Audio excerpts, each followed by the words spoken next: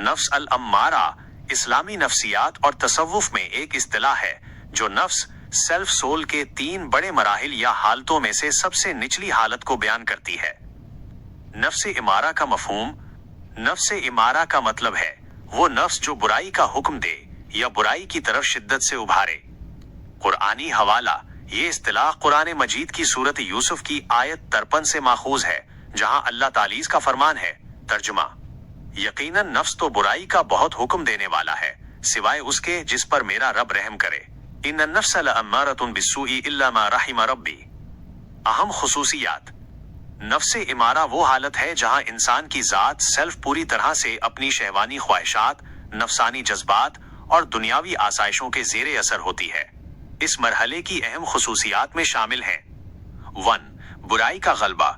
ये नफ्स इंसान को गुनाह, गलत कामों और अखलाकी पस्ती की तरफ उकसाता रहता है। 2. बुनियादी जिबलतें। ये भूख, प्यास, जिनसी ख्वाहिशात, गुस्सा और आराम तलबी जैसी बुनियादी जिबलतों के ताबे होता है और अक्लो शरा की परवाह नहीं करता। 3. तकब्बुर और हिर्स, हसद, गुस्सा, बुखल, झूठ, गीबत और तकब्बुर जैसे बुरे अखलाक इसकी पहचान है। 4. एहतिसाब का फुकदान। इस हालत में इंसान बुराई करने पर निदामत या शर्म महसूस नहीं करता, बल्कि बाज औकात अपने गुनाहों का जवाज भी पेश करता है। नफ्स के 3 मराहिल। इस्लामी तालीमात में नफ्स के इर्तिका और तज़किया के सिलसिले में आम तौर पर 3 बुनियादी मराहिल बयान किए जाते हैं, जिनमें नफ्स इमारा सबसे पहला और निचला दर्जा है। मरहला हालत। अरबी नाम। मफहूम, खुसूसियत। 1. निचला, उभारने वाला नफ्स। नफ्स इमारा, नफ्स अल अम्मारा, बुराई का हुक्म देने वाला, मुकम्मल तौर पर ख्वाहिशात के ताबिया। 2. मलामत करने वाला नफ्स।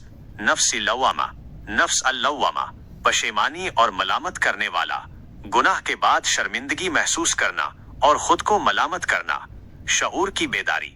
3. पुरसुकून, मुतमइन नफ्स। नफ्स मुतमइन्ना, नफ्स अल मुतमइन्ना, सुकून व इत्मीनान वाला, अल्लाह के हुक्म और रजा पर मुतमइन, खैर व नेकी का मुस्तकिल पैरोकार। मुजाहिदा और जिहाद अकबर। नफ्स इमारा से निजात पाकर नफ्स मुतमइन्ना की मंजिल तक पहुंचना ही रूहानी तरक्की का असल रास्ता समझा जाता है।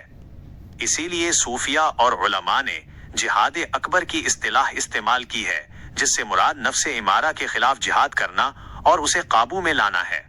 उस पर काबू पाने के लिए इबादत, जिक्र, परहेजगारी और अपने इखलाक की इस्लाह की जरूरत होती है।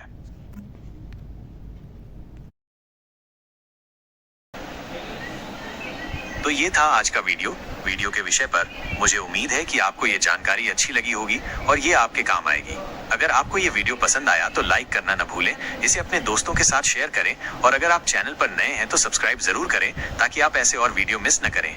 आपकी राय मेरे लिए बहुत महत्वपूर्ण है, इसलिए कमेंट करके बताएं कि आपको ये वीडियो कैसा लगा और आप आगे कौन से विषय पर वीडियो देखना चाहेंगे। मैं आपसे मिलूंगा अगले वीडियो में। तब तक अपना ध्यान रखें और सीखते रहें।